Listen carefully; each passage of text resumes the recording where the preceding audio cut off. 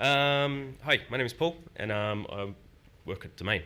I'm going to talk about 10 bots that we use at Domain, or rather 10 techniques for using bots, which we see implemented quite a bit. Bots have become really popular mainly because they're useful. And yeah, you can get a lot of utility out of them. My intention for this talk is for you to go away with a couple of ideas for bots you want to install yourself or bots you want to build yourself. And so I hope to inspire you during this. So what I'm not going to do is, I'm not going to talk about these types of bots which you often see built for things like Facebook Messenger, where you build bots for consumers to come and use.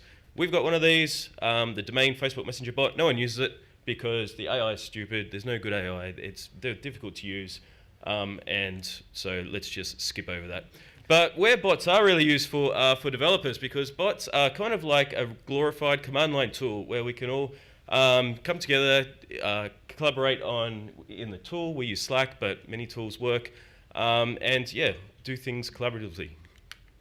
So let's start with number 10. The first and simplest bot use case that you'll come across is the classic Chatops, where you are getting information pushed into your chat tool.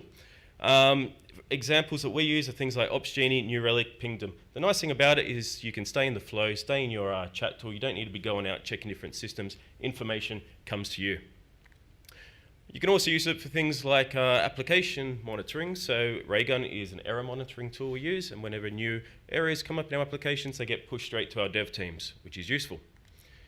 Our mobile teams aren't immune to this either. They can also get their reviews from iOS and Android coming straight into their channels, and they can act on them very quickly.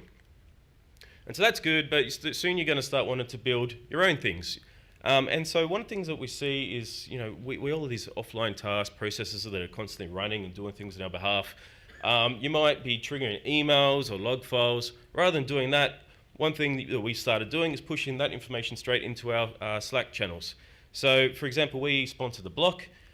We have things that are listings or features in our listings that can go live at certain times when they're shown on the site. So often our marketing team wants to know exactly when these new features or listings have gone live. So rather than try to write scripts that spam emails, we push it straight into Slack channels. Everyone who's interested can just watch and be alerted when that's happened. When new accounts are created on one of our applications, such as My Desktop, it comes straight into our team's channels. And when feedback is received through the website, it also quickly notifies our teams. One of the cool things about this one is there's a link right down the bottom there that says, click to create a support ticket. And so if that feedback is reporting a legitimate bug, it's really easy to go ahead, create the ticket, and here and in this case, it will then get notified, yep, the ticket's been created, so anyone else who sees that can go and subscribe to it, listen to that ticket, listen to that issue. So something else we do quite a bit is querying our API. So if you're like Domain, you have many microservices, your data stored in many databases all over the place. One of the tools I built a little while back is something I call DomainBot, and it's used to actually query those microservices and pull information into your chat tool that you might be interested in looking up. So on Domain, we search for properties. In this example, I'm going to say DomainBot search postcode 2088. And it's going to give me back the first few examples of results. You can grab a listing ID from there and you can say, hey, DomainBot, give me information about that listing, and it will also pull me back the information about that listing. This could be useful for like your support team, so they're not having to jump out and find different information through admin tools or portals. It's all in the one place. Lastly, one last example, you can do an agency search for a particular suburb, and it will bring you back some information. If you've ever worked in a classified site like Domain, you'll know there's a lot of logic that goes into where certain results are ranked in the list. And so this is a nice, easy way to test the ranking algorithm and see what score a particular suburb or result set gets. So the product manager in this case can understand why one listing appears above another in search results. One other place that's been useful is when you start building a new API. So a little while back we were playing with Google Vision. And so rather than having to go and build a full-on interface, we can let our product team and marketing team understand how you might use this tool. We built the microservice, hooked up a little API to talk to it, and so you could say, hey Vision, for this listing, give me a shot of the bathroom, and it will give you the results from that microservice, or a boat, if that's what you're interested in. The point being that it's a useful little way to demonstrate functionality without having to build a whole application or interface around it. Something else we do, and I'm sure you do regularly, you write reports. You need to pull information from third-party services and collate them in one place. For me, sometimes what we need to do is write uptime reports. We use Pingdom to give us our uptime reports. Rather than having to go out to the website, collect the information, we write a little bot which will pull you back the relevant information very quickly, say for our desktop site or for our search funnel. Return path is where we keep track of our email score, sender reputation. Rather than having to go out to that site, we can quickly look up the data, get it pulled straight to us in Slack. And this is our CTO. He's interested in the Fairfax share price, so he's built a way to quickly pull that in as well. Who is lookups, whatever you want.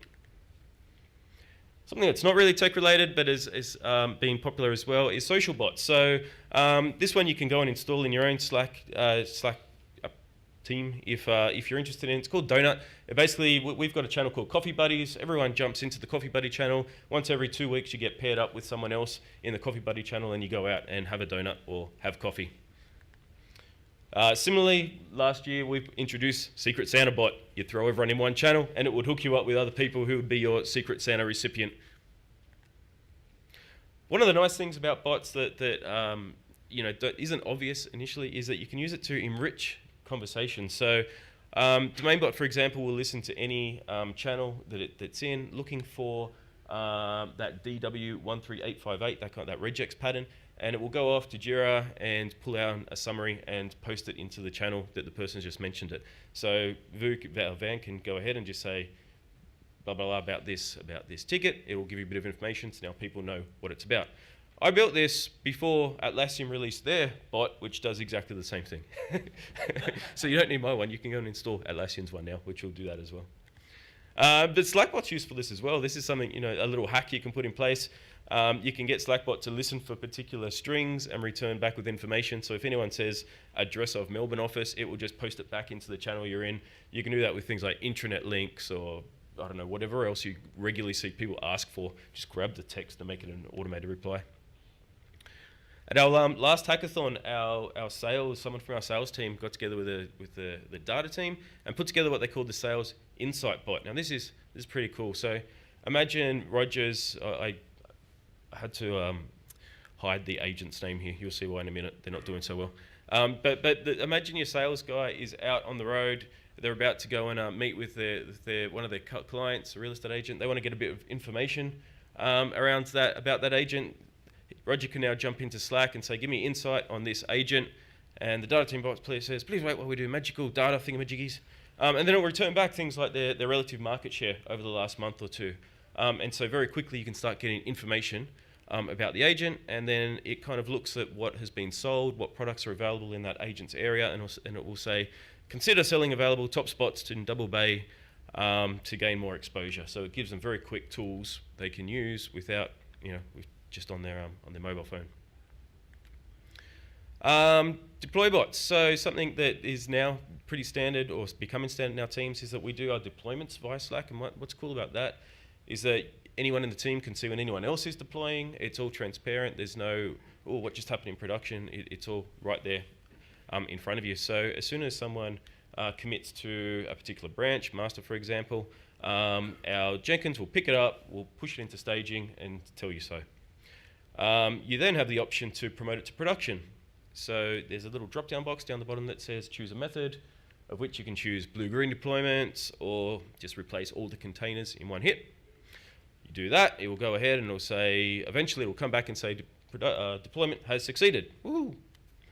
And at that point, you can either press a button to roll back or to leave it in prod. So we've kind of moved all of our control of our production environment right back into our chat tools. And just lastly, table tennis availability cow. This came out of our hack day as well. It's a problem which I'm sure you've got, just like us. There's a big tech team, there's only one ping pong table. How do you know when the ping pong table is available? You write a bot. So one of our developers built this bot called Ping Pong Pig. There's this little camera that sits in our office and it looks at the ping pong table from behind. It takes pictures when you ask it to, if the table tennis table is available, kind of does some image recognition to see if there's movement or not, and it will come back and tell you whether the table's free or the table's busy. And so rather than having to get a couple of people together to play a game and walk over there and just be disappointed enough to walk back to your desk, you can now say ping pong pig, something or another, and it will come back and say table's busy, and so you'll try again later. That's all. If you want to start, I recommend BotKit. That's the one I use. Microsoft Bot Framework also is a great tool to get started writing bots. Thank you.